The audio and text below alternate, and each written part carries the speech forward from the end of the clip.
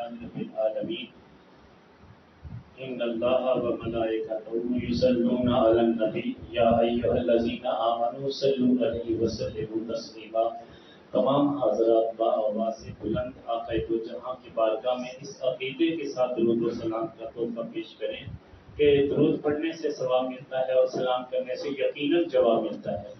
الصلاۃ والسلام علیک یا سیدی یا رسول اللہ، الصلاۃ والسلام علیک یا سیدی یا حبیب اللہ، الصلاۃ والسلام علیک یا سیدی یا رحمت للعالمین۔ میرے نہایت ہی واجب الاحترام قدر وسیع محترم وسیع محتشم بزرگوں دوستوں، خالق کائنات جل وعلا نے اپنی لاریب کتاب میں ارشاد فرمایا قل لا اسألکم علیہ اجرا الا المودۃ فی القربى۔ اے محبوب صلی اللہ علیہ وسلم، آپ اپنے ان صحابہ سے، ان امتیوں سے آپ فرما دیجئے کہ میں اپنی تمام تر مساعی جمیلہ پہ کچھ بھی اجر نہیں مانگتا الا المودۃ فی القربى، سوائے اس کے کہ تم اس کے سلے میں جو میں نے تمہیں ایمان سے سرفراز فرمایا، جو میں نے تمہیں اسلام کی دولت سے مالا مال کیا، جس سے میں نے تمہیں اپنا قرب عطا کیا، میں نے اپنے زیارت سے مشرف فرمایا، کل قیامت کے دن ہوگا میں تمہارا شفیع ہوں گا، کل جنت میں داخلے کا ضامن ہوں گا۔ ان ساری چیزوں کا بدلہ کچھ نہیں مانگتا، صرف اتنا میرے پیارے نواسوں سے پیار کرنا، ان کی امی جان ابو جان سے پیار کرنا، میری ازواج مطہرات کا احترام کرنا، ان کا ادب کرنا، بس فقط یہی طلب، یہی ایک امنگ، یہی ایک امید میرے کریم آقا علیہ الصلوۃ والسلام نے اپنے صحابہ کے سامنے رکھی۔ وہ بھی اگر حکم ربی نہ ہوتا تو سرکار یہ بھی نہ مانگتے۔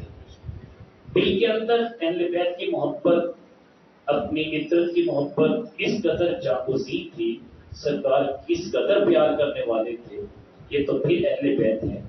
میرے کریم آقا علیہ الصلوۃ والسلام تو اپنے امتیوں کے لیے حریص تھے۔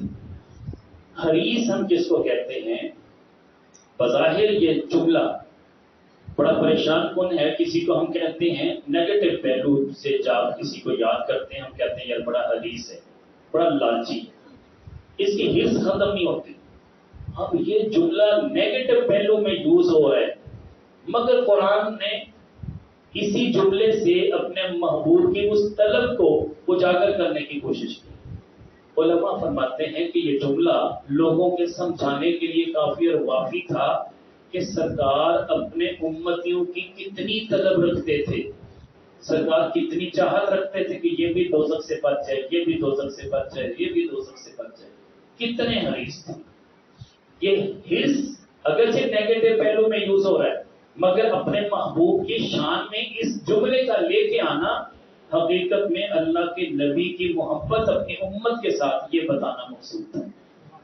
جب عام آدمی کے ساتھ میرے کریم آقا علیہ الصلوۃ والسلام اتنا پیار کرتے ہیں، روایت میں آتا ہے سرکار تشریف فرما کے صحابہ تشریف فرما، جنازہ گزرا تو آقا کریم علیہ الصلوۃ والسلام رو پڑے جنازہ دیکھ کے۔ صحابہ عرض کرتے ہیں حضور یہ تو یہودی تھا جو فوت ہوا، اس کا جنازہ چاہ رہا ہے، یہودی کو دفن کرنے کے لیے لے کے جا رہے ہیں، تو اس میں آپ کیوں رو رہے؟ میرے کریم آقا علیہ الصلوۃ والسلام نے فرمایا رو اس لیے رہا ہوں کاش کہ یہ بھی مسلمان ہو جاتا، کاش کہ یہ بھی میرا امتی بن جاتا، اس لیے مجھے رونا آ گیا کہ یہ اب دوزخ کی ایندھن بنے گا، دوزخ کی آگ میں جلے گا۔ اب میرے کریم آقا علیہ الصلوۃ والسلام تو اتنا پیار کرتے ہیں، مخلوق خدا سے پیار کرتے ہیں، عوام سے پیار کرتے ہیں، پہاڑوں سے پیار کرتے ہیں، یہاں تک کہ پرندوں سے پیار کرتے ہیں کہ چڑیا سرکار کی بارگاہ میں آ جاتی ہے اور چہچہاتی ہے، بولتی ہے، سرکار مدینہ صلی اللہ علیہ وسلم رک جاتے ہیں، قافلہ ساتھ ہے، صحابہ ساتھ ہیں۔ صحابہ عرض کرتے حضور کس لیے رک گئے؟ فرمایا اس صحابی کی تلاش ہے، اسے میرے پاس لاؤ جس نے اس چڑیا کے بچے اٹھائے۔ صحابہ کہنے لگے وہ قافلہ زیادہ بڑا تھا، بہت سارے لوگ ہوں تو نہیں پتہ چلتا کس نے کیا کیا، لیکن سرکار جانتے بھی تھے، اس صحابی کو پہچانتے بھی تھے۔ سرکار مدینہ صلی اللہ علیہ وسلم نے جس نے اس کے بچے اٹھائے ان بچوں کو واپس پہنچنے میں رکھو، یہ چڑیا مجھے شکایت لگا رہی ہے کہ سرکار میرے بچے تمہارے صحابی نے اٹھا لیے۔ سرکار تو چڑیا سے اتنا پیار کرتے، آقا کریم علیہ الصلوۃ والسلام اس قدر پیار کرتے تھے کہ اونٹ جو سرکار سے پیار کرنے کے لیے، اپنی محبت کا اظہار کرنے کے لیے آتا ہے، دوڑتا ہوا آیا. صحابہ پریشان ہو گئے کہ یہ آپ کے نقصان دے گا. ایسے لگتا تھا کہ یہ ہلکا ہو چکا ہے. جب اونٹ ہلک جاتا ہے، جس کو ہم ہلکا کہتے ہیں، یعنی اس کا بولا ہو جاتا ہے، اس کا کاٹنا انسان کو موت کے گھاٹ اتار دیتا ہے. اب سرکار کے صحابہ پریشان، آقا کریم علیہ الصلوۃ والسلام امت پریشان. توڑتا ہوا آیا، سرکار کے قدموں پہ اپنا سر رکھ دیتا ہے. پھر سرکار کے کان کے قریب ہنہناتا ہے، اپنی بولی بولتا ہے. صحابہ سنتے بھی ہیں مگر بولی اونٹ کی ہے. صحابہ سمجھتے نہیں ہے کہ یہ کیا کہہ رہے ہیں. آقا کریم علیہ الصلوۃ والسلام باتیں پتہ اس نے کیا کہا، اپنے مالک کی شکایت لگائی ہے کہ یا رسول اللہ صلی اللہ علیہ وسلم، میرا مالک مجھے ذبح کرنا چاہتا ہے، میں ذبح نہیں ہونا چاہتا. ساری زندگی اس نے مجھ پہ مال برداری کا کام لیا، ساری زندگی میں نے اس کی خدمت کی.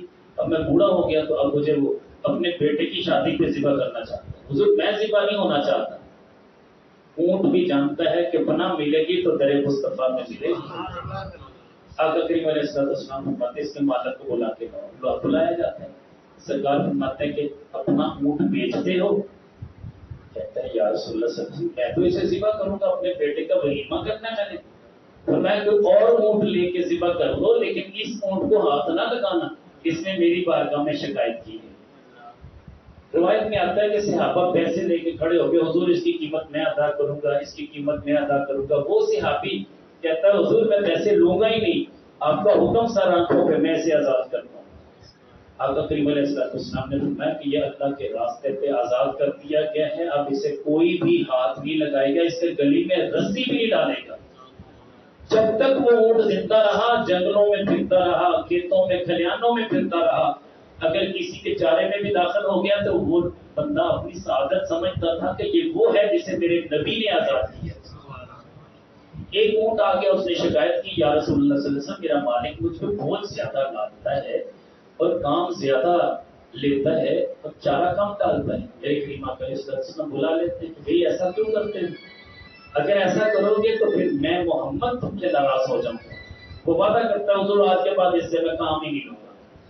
بات یہ ہے کہ یہ اونٹ بھی سرکار کی بارگاہ میں آیا کرتے تھے. سرکار نے ایک پیر رکھا ہوا تھا، میرے کریم آقا علیہ السلام کے کاشانہ اقدس میں ایک پیر تھا، اور جب میرے کریم آقا علیہ السلام گھر سے تشریف لے جاتے وہ پیر گھومنا شروع ہو جاتا، چکر لگاتا، بے چین ہو جاتا. سرکار آ جاتے، وہ آرام سے بیٹھتا.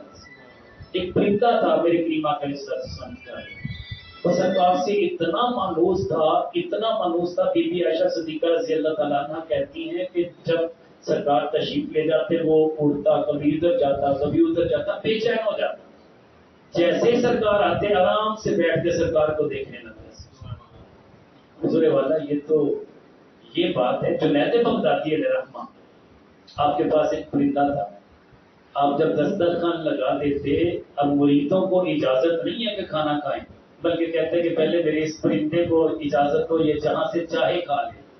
وہ پرندہ دسترخوان پہ بیٹھ کے کھانا کھایا کرتا تھا، جو اسے اچھا لگتا وہ کھا لیتا. جب پرندہ کھا لیتا پھر مریدین کو اجازت ہوتی کہ اب دسترخوان سے. تو اللہ والے بھی ان سے پیار کرتے ہیں. خود میرے کریم آقا علیہ السلام بڑے مشہور واقعات ہیں، بے شمار ایسے واقعات ہیں. اگر میں اس طرح جاتا ہوں تو موضوع میرا ڈسٹرب ہوگا، کیوں بند ہو جاتا ہے.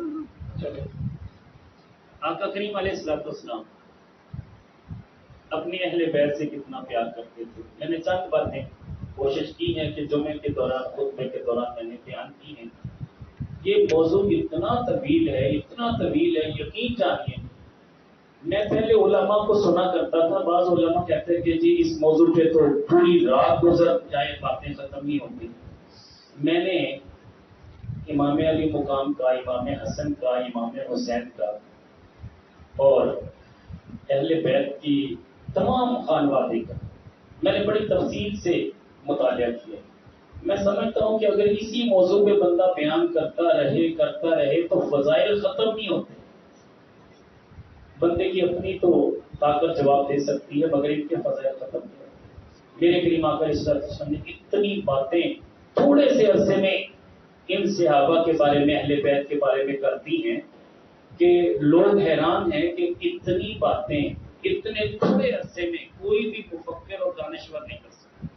یہی وہ وجہ ہے کہ جتنے بھی ہمارے غیر مسلم ہیں وہ بھی جب کتابیں لکھتے ہیں سر فہرست آقا کریم علیہ السلام کا نام نامی اس میں گرامی لکھتے ہیں. یہاں تک کہ ایک نے تو حضرت عمر بن خطاب رضی اللہ تعالیٰ عنہ کا نام سب سے پہلے لکھا. عدل و انصاف کے حوالے سے، قوانین کے حوالے سے انہوں نے بڑی بات کی. اور ہندو بھی اس بات کو مانتے ہیں، یہود و نصارہ بھی مانتے ہیں، بلکہ بعض جگہ پہ تو عمر لا کے نام سے قانون بھی مرتب کر دیا گیا کہ جو حضرت عمر بن خطاب نے قانون بنایا تھا اسی کو رائج کیا گیا. ہم پیچھے ہیں کہ ہم ان باتوں کو صرف سنتے ہیں، ایک کان سے سن کے دوسرے کان سے نکال دیتے ہیں، ہم عمل کرنے والے نہیں. ہمارے اندر کاش کے عمل کی بات پیدا ہو جائے. یہ جو لوگ ہم پہ اعتراض کرتے ہیں نا، جو بھی میں نے بات کی تھی کہ ایک علامہ صاحب ہیں وہ بات کر رہے کہ 10 محرم کو کھانا پکانا اور کھانا کھلانا حرام ہے.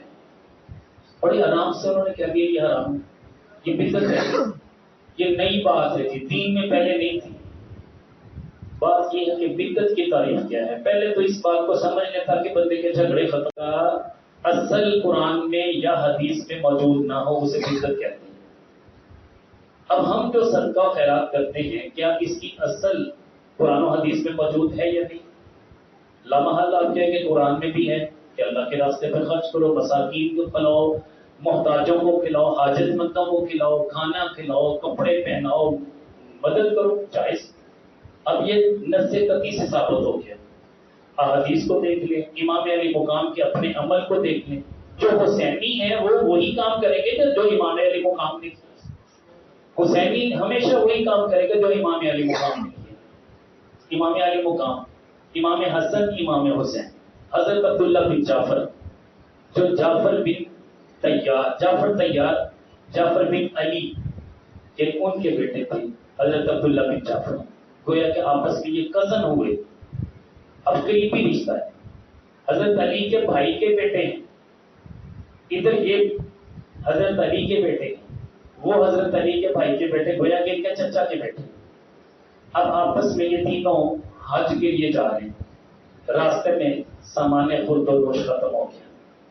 اور وہ دور وہ تھا کہ جب عرب لوگ دیہاتوں میں جو زندگی بسر کرنے والے تھے وہیں اپنی سبزی کاشت کرتے، اسی سبزی پہ گزارا کرتے، دودھ پہ گزارا کرتے اور برسوں سے وہیں پر مقیم رہا کرتے تھے.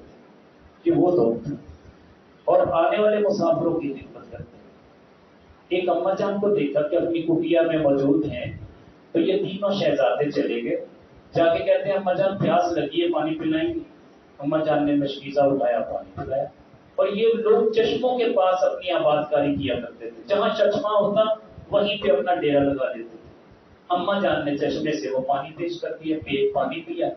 پھر کہتے ہیں کہ اماں جان عرب کا دستور تو یہ ہے کہ دودھ پیش کرتے ہیں، آپ نے ہمیں صرف پانی پلایا. اماں جان کہتے ہیں کہ آپ دودھ پینا چاہتے ہیں تو بکری موجود ہے، آپ دودھ دھو لیں، خود ہی کر لیں، محنت کر لیں. جو دودھ والی اصل بکری ہے وہ تو میرا شوہر چرانے کے لیے لے کے گیا ہوا، جبکہ یہاں پہ تو صرف یہ ایک لاغر سی بکری کھڑی ہے. آپ کوشش کر لیں اگر موجود ہے تو نکال لیں، ورنہ صبر کریں، جیسے بکریاں آئیں گی آپ اچھے انداز میں دودھ پییں. اب تینوں شہزادے اس بکری پہ دست شفقت بھی پھیرتے ہیں، اس کے تھنوں کو بھی سہلاتے ہیں، یہاں کے دودھ سے بھر جاتے ہیں. تینوں شہزادے دودھ پیتے ہیں، باقی دودھ اس بڑھیا کو دے دیتے ہیں کہ اماں جان آپ اپنے برتن لائیں. تو اماں جان حیران کہ اتنا دودھ تو پہلے کبھی اس نے نہیں دیا. آج کمال کی بات ہے، لگتا ہے یہ کسی شریف گھرانے کے ہیں، یہ بڑے نیکوکار ہیں جن کی برکت سے اللہ نے اس لاغر بکری کے تھنوں میں دودھ پیدا کر دیا. اب اماں جان حیران. اتنے میں شہزادہ امام حسین رضی اللہ تعالیٰ عنہ وہ عرض کرتے ہیں کہ اماں جان اگر اجازت ہو ہم کھانے کے لیے اس بکری کو ذبح نہ کر لیں. یہ بہت بڑا امتحان ہے، بہت بڑا امتحان ہے، یاد رکھنا. مگر عرب کے لیے یہ مشکل نہیں تھا. عرب تو اپنے مہمانوں کے لیے بکریوں کو ذبح کر دیتے تھے خوشی خوشی. اماں جان کہتے ہیں کہ چلے ٹھیک ہے بیٹا، اگر آپ کو اچھا لگتا ہے تو آپ ذبح کر لیں، پکائیں بھی ہوتی کھائیں بھی ہوتی. دونوں تینوں شہزادے مل کے اسے ذبح کرتے ہیں، گوشت بناتے ہیں، کھاتے ہیں. کھانے کے بعد جب جانے لگتے ہیں کہتے ہیں اماں جان ہم مدینہ طیبہ سے آئے ہیں اور مکہ المکرمہ جا رہے ہیں، اور اگر آپ کو ہماری حاجت پڑے تو مدینہ طیبہ میں آ جانا، کبھی ایسے حالات ہو جائیں ضرورت پڑے تو آ جانا، تو ہم بھی آپ کی خدمت کریں گے۔ اماں جان خوش ہو جاتی ہیں۔ دیہاتی لوگ بہت کم شہروں میں جایا کرتے تھے، مگر حالات نے اس قدر مجبور کر دیا کہ معاملات ایسے ہوئے کہ قحط سالی ہو گئی، کافی عرصے سے بارش نہ ہوئی، فصلیں پیدا نہ ہوئی۔ اماں جان اور ان کا شوہر یہ مدینہ طیبہ چلے گئے۔ وہاں جا کے جو بکریوں کی مینگنیاں ہوتی ہیں، وہ لوگوں کی بکریوں کی مینگنیاں اکٹھی کرتے اور ان کو بیچا کرتے تھے۔ اس لیے بیچا کرتے تھے، آپ کو بھی پتا ہے کہ یہ کھاد کے طور پہ بھی کام آتی ہیں۔ جو فصل اگانے والے لوگ ہیں، یہ مینگنیاں یا گوبر فصل میں ڈالتے ہیں، فصل زیادہ ہو جاتی ہے، تو یہ کام کر رہے تھے۔ ایک دن ایسا ہوا کہ امام حسن رضی اللہ تعالیٰ عنہ اپنے کاشانہ اقدس کے باہر ہیں۔ اب چونکہ اماں جان تو بھول چکی وہ کون تھے، نام کون سے تھے، کہاں سے آئے تھے، کیسے تھے، اب کوئی پتہ نہیں۔ امام حسن کی نگاہ پڑی، یہ لاجپال لوگ ہوتے ہیں۔ امام حسن کہتے ہیں اماں جان بات سنیں ذرا، آپ وہی اماں جان نہیں جن کی بکری کا دودھ ہم نے پیا تھا، اور دیہات میں فلاں جگہ پہ آپ کی کٹیا تھی، ہم نے بکری ذبح کر کے کھائی بھی تھی۔ کہتے بیٹا آپ نے پہچان لیا مجھے؟ کہتے ہاں میں نے پہچان لیا۔ میں کہنے کہ ہاں واقعی میں وہی اماں جان ہوں۔ پوچھا یہاں کیسے؟ کہنے لگی کہ مزدوری کرنے کے لیے یہاں دونوں میاں بیوی آئے، فلاں جگہ پہ ہم نے اپنا خیمہ لگایا، وہ وہاں رہتے ہیں۔ آپ فرماتے ہیں مدن آج کے بعد آپ نے لوگوں کی بکریوں کی مینگنیاں نہیں اکٹھی کرنی، آج کے بعد آپ کو حسن اتنا دے گا کہ آپ کے لیے کافی وافی ہو جائے گا۔ حضرت امام حسن رضی اللہ تعالیٰ عنہ 1000 بکریاں دیتے ہیں، 100 نہیں، 200 نہیں، 1000 بکریاں اور 1000 سونے کے سکے پیش کر دیتے ہیں۔ اماں جان یہ دیتے، اس دن آپ کی طرف سے ہمیں اتنا پروٹوکول ملا تھا، اس کا صلہ ہم اس وقت نہیں دے پائے، چلے کچھ ہماری خدمت کو پوری کر۔ یہ امام حسن کی صحابت ہے۔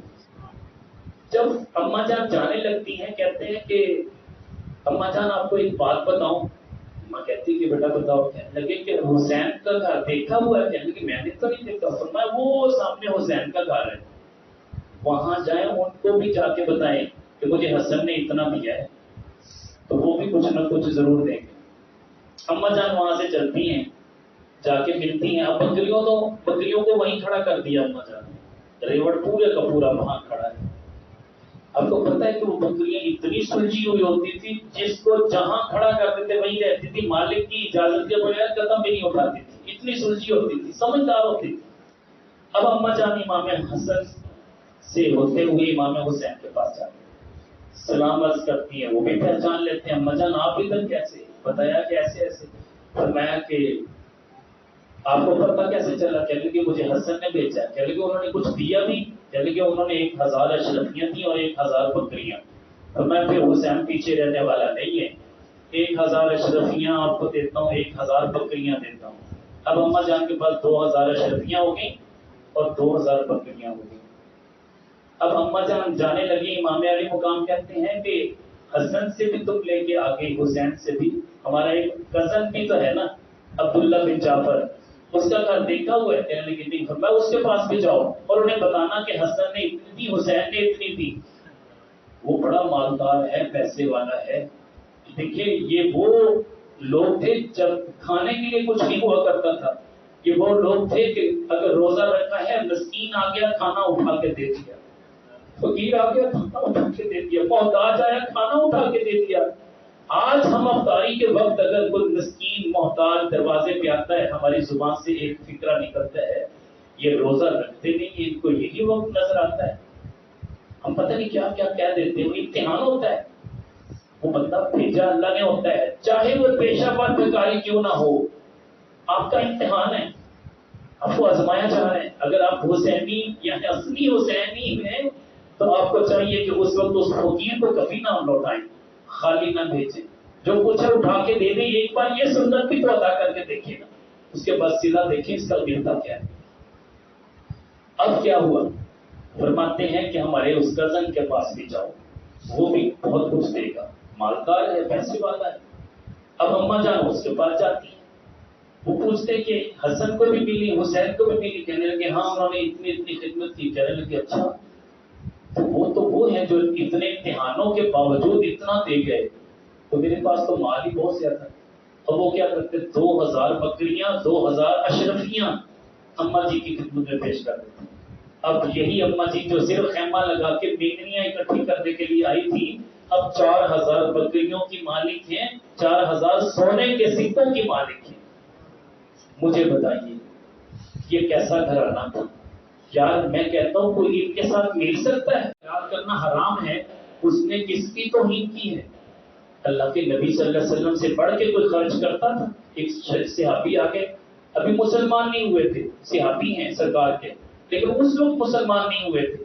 قبیلے کا شخص تھا, اس نے آ کے کہا یا رسول اللہ مجھے پتا چلا آپ بڑے سخی ہیں.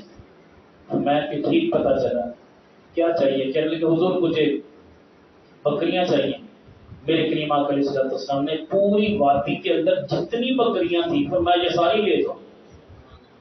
وہ وہیں پہ اتنا متاثر ہوا, اس نے پہلے کلمہ پڑھا, پھر بکریاں لے کے اپنے قبیلے میں گیا, جا کے کہنے لگا کہ بھئی ہم تو بھولے رہ گئے, محمد عربی تو اتنے سخی ہیں, اتنی بکریاں تو مجھے دے دی, جو ان کے اپنے ہوں گے ان کو کتنا دیتے ہوں گے.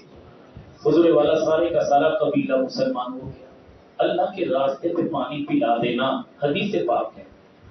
اس کا اجر کیا ہے؟ فَلَهُ أَجْرُهُ الْجَنَّةُ, اس کے لیے اجر یہ ہے کہ وہ جنت اس کی ہو گئی. اس نے کسی کو پانی پلایا. اگر یہ حدیث نص قطعی کی ثابت نہ ہو, سیاستہ کی حدیث نہ ہو, تو میرا گریبان اور آپ کا ہاتھ ہوگا. اگر یہ سچ ہے کہ اللہ کے راستے پہ پانی پلا دینا جنت میں لے جاتا ہے, تو یار یہ جو زبیلے لگا کے بیٹھے دودھ کی, مجھے بتائیے کہ کیا یہ جنتی شخص نہیں ہے؟ البتہ یہ بات ضرور میں کہوں گا کہ ایک بندہ زبیل تو لگاتا مگر نماز نہیں پڑھتا, زبیل تو لگاتا ہے قرآن نہیں پڑھتا. یہ بندہ اللہ کے پیارے نبی کے پیارے نواسے کے سامنے کس منہ سے پیش ہوگا کہ صدقہ و خیرات کے لیے تیرے پاس وقت تھا, نماز کے لیے وقت کیوں نہیں تھا؟ ایک اہل تشیع میں سے ایک شیعہ عالم دین بڑی پیاری بات کر رہے تھے, جو سلجھے ہوئے مستند علماء ان کی باتیں سنا کریں. اس نے حق ادا کر دیا. اس نے کہا کہ امام علی مقام کا کام کیا کرو. یہ جو زنجیر زنی ہے یہ یزید نے کی تھی. بعد میں وہ سارے اہل تشیع پیتے تھے, اہل کوفہ پیتے تھے کہ ہم سے یہ کیا ظلم ہو گیا. یہ اہل تشیع کا بہت بڑا عالم دین ہے اور حق بات کہہ رہے. وہ کہہ رہے یہ کام انہوں نے کیا تھا, تم اس کام کو کر رہے. کیا تم نے یہ امام علی مقام کو شہید کیا؟ جب نہیں کیا تو پھر یہ پیٹتے کیوں ہو؟ کیا امام علی مقام نے خنجر خود اپنے گلے پہ لگایا تھا؟ جب نہیں لگایا تھا تو کون ہو تو یہ الٹا کام کرنے والے؟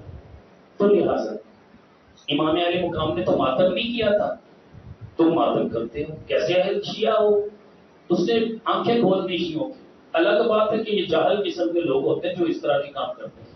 اگلی بات, ایک شیعہ عالم کو میں نے سنا, اس نے بڑی پیاری بات کی. اس نے کہا 2 فیکٹریاں, ایک فیکٹری کا مال یہ ہے کہ اس میں نماز ہے, اس میں قرآن کی تلاوت ہے, اس میں ذکر ہے, اس میں فکر ہے, اس میں ناموس رسالت کی گواہی ہے, اس میں یہ سارا مال ہے. دوسری فیکٹری جو یزید کی پروڈکٹ ہے, اس میں نماز نہیں ہے, غفلت ہے, اس میں قرآن کی تلاوت نہیں ہے, اس میں شراب ہے, اس میں جھوٹ ہے, اس میں حسد ہے. یہ ساری فیکٹری اس کی ہے. آپ بتائیں آپ کے پاس کس کا مال ہے؟ آپ کی دکان میں کس کا مال ہے؟ اس فیکٹری کا مال ہے, یہ اس کا.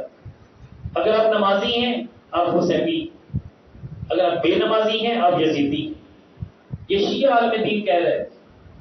میں اس عالم دین کو خراج تحسین پیش کرتا ہوں جس نے حق ادا کر دیا. اس نے کہا کہ اگر آپ کے نماز آپ کے گھٹی میں رچ بس چکی ہے آپ حسینی ہیں. اگر آپ روزہ رکھنے والے ہیں آپ حسینی ہیں. آپ خیرات کرنے والے آپ حسینی ہیں. اگر آپ خیرات سے روکنے والے آپ یزیدی ہیں. بات اس نے صحیح کر دی. اب مجھے بتائیے کہ جو خیرات سے روکنے والا ہے اس نے کس پروڈکٹ کا انتخاب کیا, کس فیکٹری کا انتخاب کیا, کس جگہ سے اس نے مال خریدا؟ پتا یہ چلا کہ وہ بھی یزیدی ہے. اس کی سوچ ہی یزید کی ہے. یزید صدقہ و خیرات نہیں کرتا تھا, یاد رکھنا. کنجوس ترین شخص تھا, اپنا مال بے حیائی کے کاموں میں خرچ کرنے والا تھا. اگر ایسا نہ ہوتا، میں علامہ ہاشمی میاں کو سن رہا تھا، بڑی پیاری بات کی انہوں نے، یہ بات آپ کے پلے باندھنے والی ہے، بڑی پیاری بات کی. وہ بات کرتے ہیں علامہ ہاشمی میاں، وہ فرماتے ہیں کہ ہم نے اس سے سلو کرنی ہے جس سے امام حسن نے سلو کی ہے. امام حسن نے حضرت امیر معاویہ کے ساتھ سلو کی ہے رضی اللہ تعالیٰ عنہ، تو ہم بھی صلح کریں گے، اس لیے کہ ہم امام حسن کو دل و جان سے پیار کرتے ہیں. یاد رکھیں کہ یہ حسنی حسینی سید ہونے کا جو دعویٰ کرتے ہیں، جو نجیب الطرفین ہونے کا دعویٰ کرتے ہیں، ان کو پوچھئے کہ صرف امام زین العابدین کی اولاد سے ہیں؟ جواب ہوگا نہیں کہ ہم حسنی حسینی سید ہیں. بھئی حسنی حسینی سید کیسے بن گئے؟ ماننا پڑے گا کوئی حسنی تھا جس کی نسل آگے چلی، وہ حسن مصنع تھے جن کا تذکرہ کرنا ان کو اور محسوس ہوتی ہے. تو یہ تذکرہ کرتے نہیں اس لیے کہ ان کو دکھ کس بات کا ہے، دکھ یہ ہے کہ امام حسن نے حضرت امیر معاویہ سے سلو کیوں کی. اللہ کے بندو، وہ مالک کائنات ہیں، وہ سیدہ شباب اہل جنہ ہیں، ان کا ہر عمل حکمت پہ مبنی ہے. انہوں نے سلو کر لی، ہماری بھی سلو ہو گئی. امام علی مقام نے یزید سے سلو نہیں کی تو ہم بھی سلو نہیں کریں گے. ہم نے ائمہ اکرام کی زندگی کو اپنا ایک راستہ بنانا ہے، نقش قدم بنانا ہے، اس کے مطابق چلنا ہے.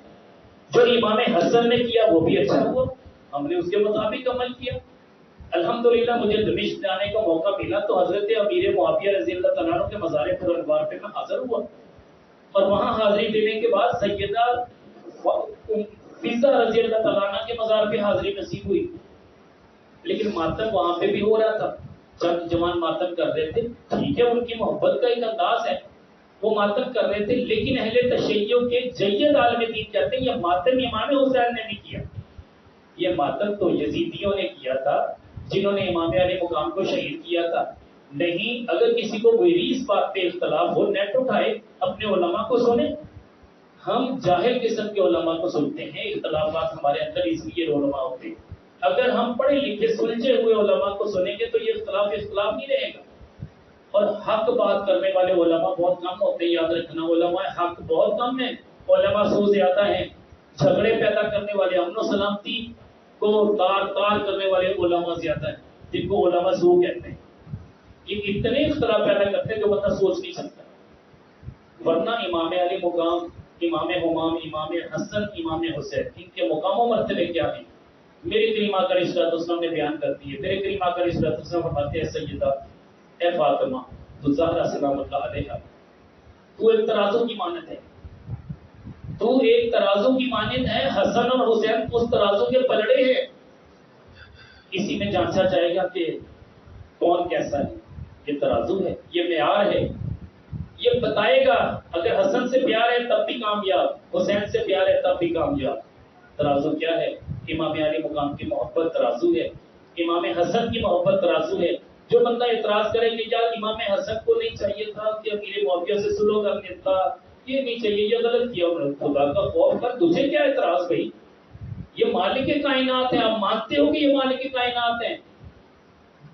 کسی وقت پہ باقاعدہ قبلہ قاری صاحب نے مجھے ایک ٹیکسٹ میسج بھیجا، وہ جہانگیر کی بیوی تھی. خیر اس نے کہا کہ ایران سے بہت بڑا مناظر بلایا جائے. لاہور سے جب مناظر جہاں سے آیا، حضرت میاں میر رحمت اللہ علیہ کے پاس حاضر ہوا. پوچھا کیسے آئے؟ کہنے لگا میں مناظرہ کرنے کے لیے آیا. تو آپ نے فرمایا کہ اچھا تم اہل بیت سے محبت کرنے والے ہو؟ کہنے لگے ہاں جی میں محبت کرنے والے ہوں. فرمایا اہل بیت کے فضائل تو بیان کرو. اب وہ اہل تشیع کا ایران سے آیا ہوا بہت بڑا عالم دین تھا.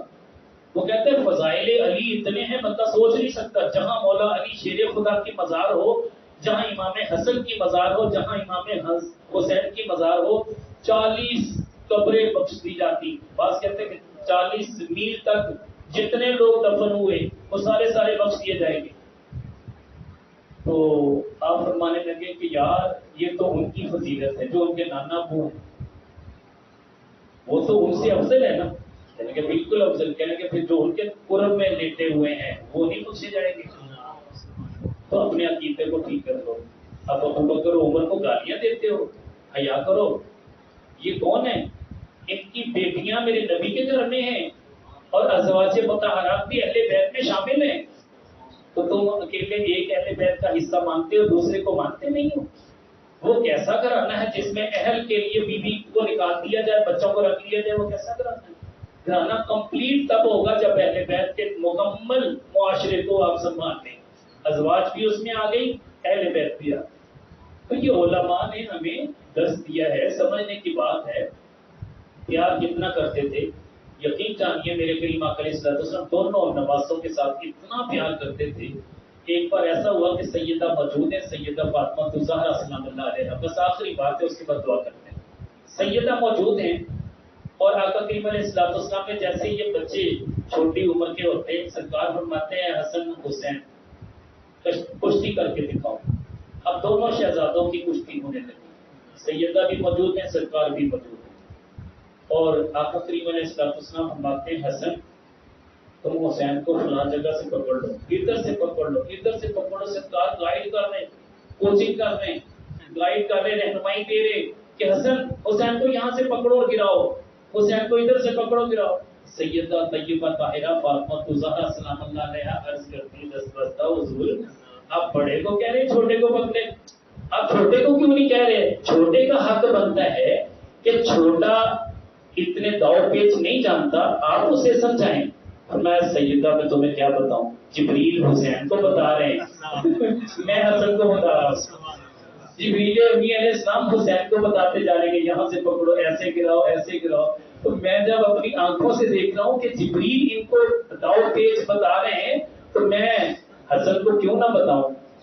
تو بات یہ ہے کہ یار جن کے گھر میں جبریل اتنی نوکری کریں اس حسن حسین کا مرتبہ کیا ہوگا؟ یقین جانیے کہ اتنے پیارے لوگ ہیں، اتنے پیارے لوگ ہیں۔ امام زین العابدین آخری بات 3 دن یزید کا گڑ کرندہ جس نے امام علی مقام کو شہید کیا تھا وہ 3 دن آپ کا مہمان بنا، اور یزید کا وہ کرندہ جب 3 دن امام زین العابدین کا مہمان بنتا ہے آپ کھلے انداز میں وسعت قلبی کے ساتھ اسے کھانا کھلاتے ہیں، جاتے ہوئے اشرفیاں دیتے ہیں۔ وہ کہتا ہے حضور پہچانا نہیں؟ فرمایا پہچان تو اس وقت بھی لیا تھا جب آئے تھے، کہ حضور ہم نے تو وہ کام کیا جو ہمارے لیے باعث شرف ہے۔ میں وہ تمہارا کام تھا، ہمارے نانا ابو نے تو ہمیں یہی حکم دیا۔ کتنا حوصلہ ہے۔ اور یزید ایک دن جا رہے ہیں امام زین العابدین تشریف لا رہے، امام زین العابدین کو دیکھا یہ بگی پہ سوار تھا، وہ جو بگی 2 گھوڑوں والی ہوتی ہے نا اس پہ سوار تھا، پروٹوکول تھا اس۔ وہ کوچوان کو کہتا ہے یار یہ جو نوجوان آ رہا ہے خوبصورت، خوبصورتی اتنی تھی دور سے پہچانے جا رہے تھے، اہل بیت کا فرد ہو دور سے پہچانا نہ جائے ایسا ہو نہیں سکتا۔ کہتے یار بگی کو روکو، یہ جوان کون ہے؟ کہتے یہ امام زین العابدین ہے، نماز جمعہ کے لیے جا رہے تھے۔ تاریخ میں لکھا ہے یزید اترتا ہے ہاتھوں کا بوسہ لیتا ہے، بوسہ لینے کے بعد کہتا ہے کہ مجھ سے بہت بڑی بھول ہوئی، غلطی ہوئی، میں شرمندہ ہوں، میری معافی کی ضرورت۔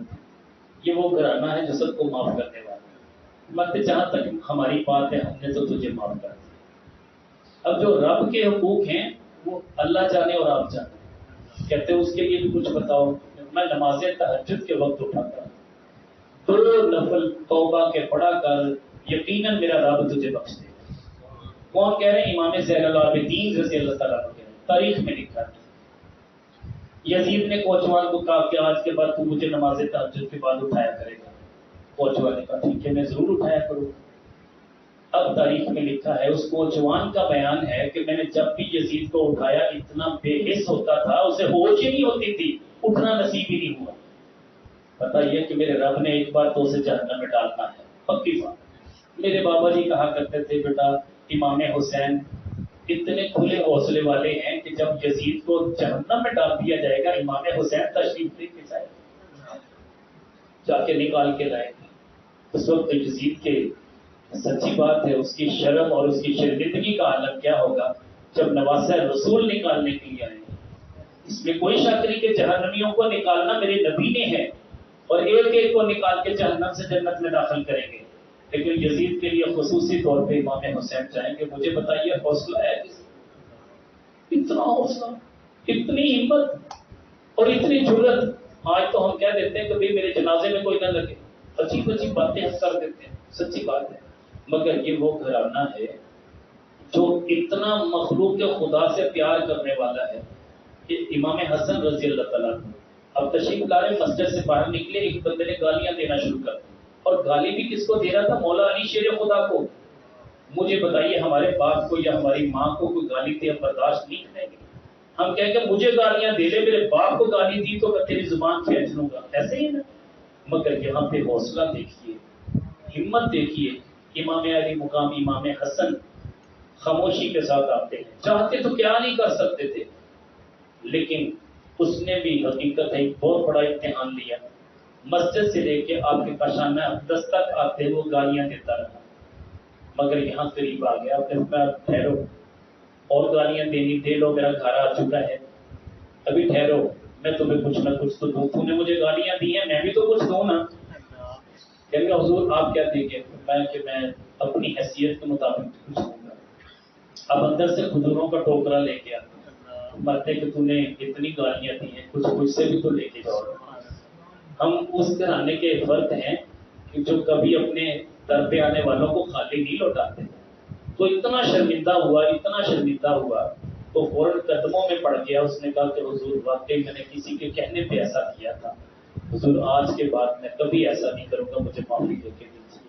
تو یہ ہے اہل بیت کا گھرانہ۔ سچی بات ہے، محبتیں بڑی ہیں، پیار بڑا ہے۔ میں کہتا ہوں کہ جس نے آل پاک کے اطہار سے سچے دل سے پیار کر لیا، ان کے اس مشن کو جاری رکھنے کی کوشش کی، صدقہ و خیرات کرے، دل کھول کے کرے۔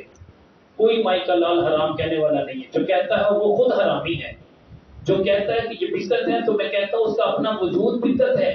وہ بدعت کی تعریف کیا کرتے ہیں کہ جو اس وقت اس دور میں نہیں تھا، جو صحابہ نے کام نہیں کیا، جو اللہ کے نبی نے نہیں کیا، وہ بدعت ہے۔ مجھے بتائیے یہ موبائل، یہ ٹیلی ویژن، یہ پنکھے، یہ بجلی، یہ کارپیٹ کیا صحابہ کے دور میں تھا؟ کچھ نہیں تھا، وہ تو چٹائیوں پہ بیٹھنے والے تھے۔